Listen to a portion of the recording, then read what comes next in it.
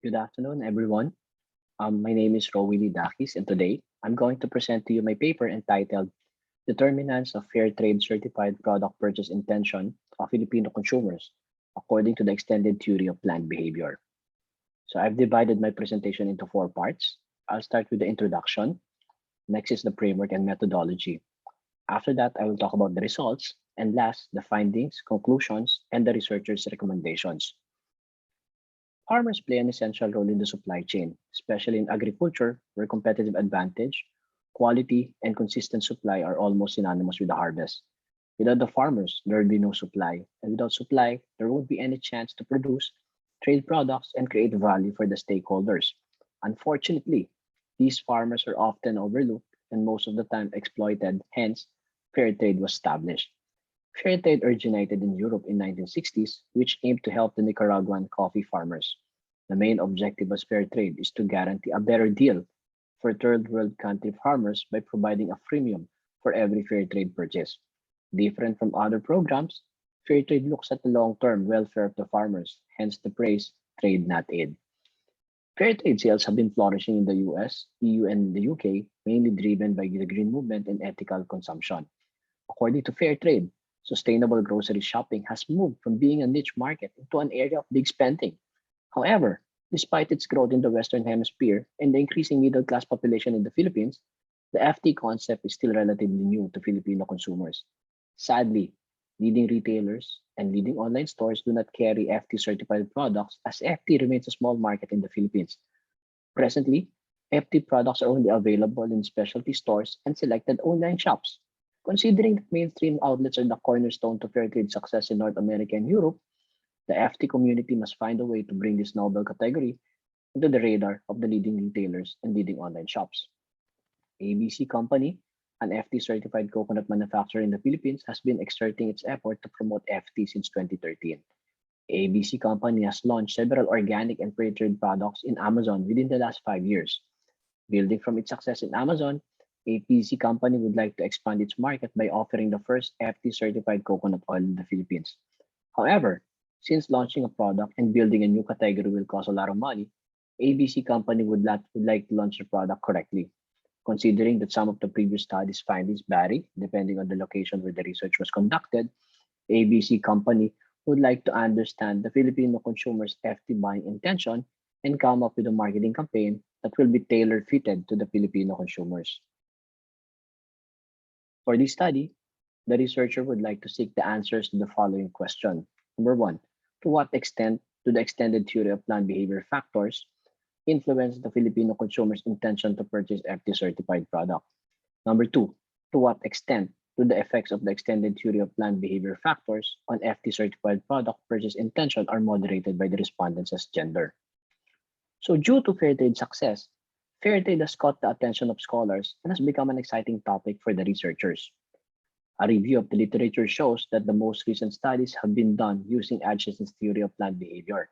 Therefore, it makes sense to utilize the same framework for this study to come up with cross-cultural comparison. The framework, which was adopted in this study, was prepared by Beldad and Hegner.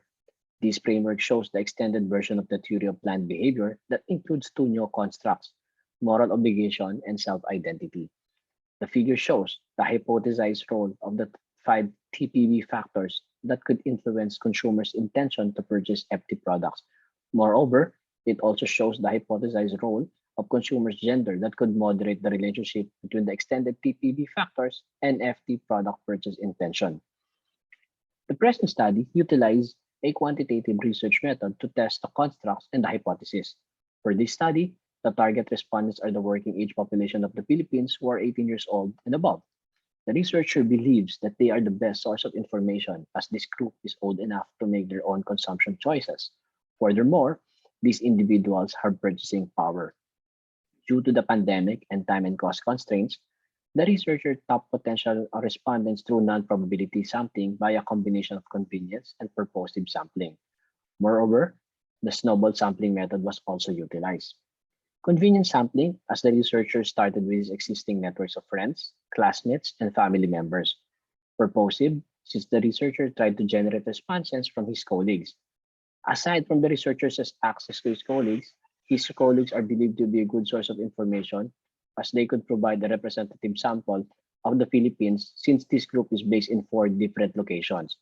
The head office is located in NCR, while the 3 factories are located in Quezon Province, Sorsogon, and Misamis Occidental. The quantitative data for this study was collected via Google Forms.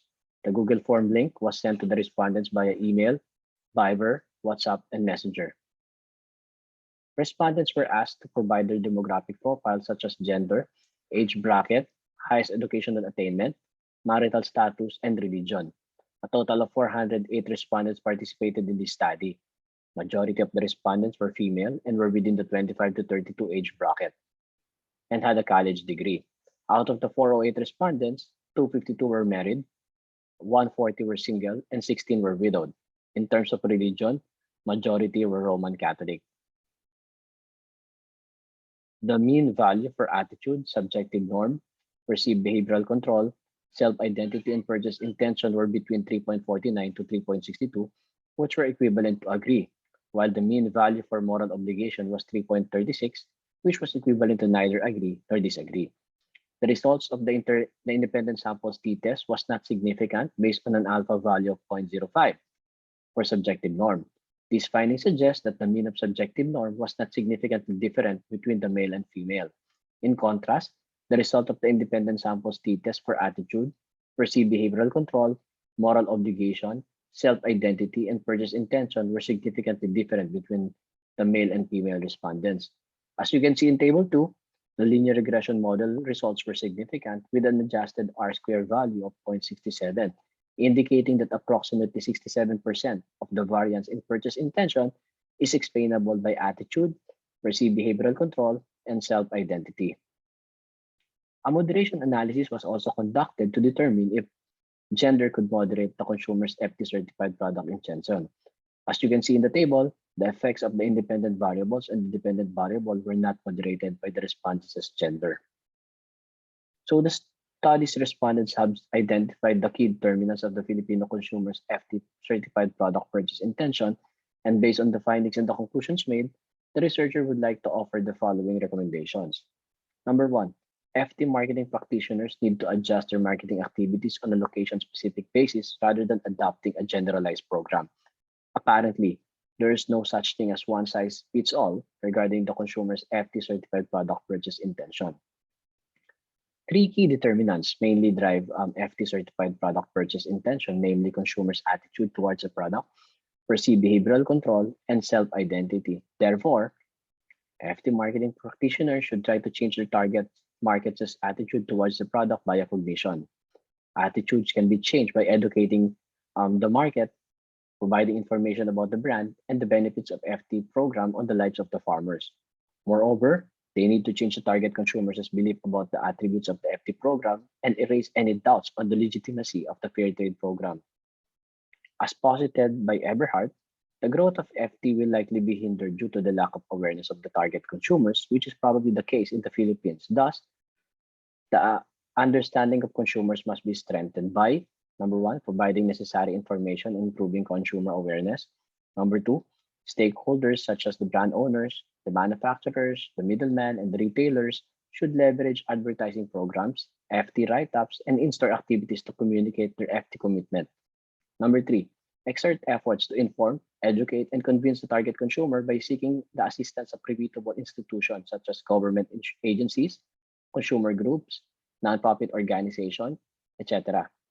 FT certified products must pay attention not only to the quality of the product, but they must also consider the consistency and the image that their brand portrays, as it could help build the connection with their consumers. This connection could lead to brand loyalty and might extend its reach through the word of mouth promotion and referrals.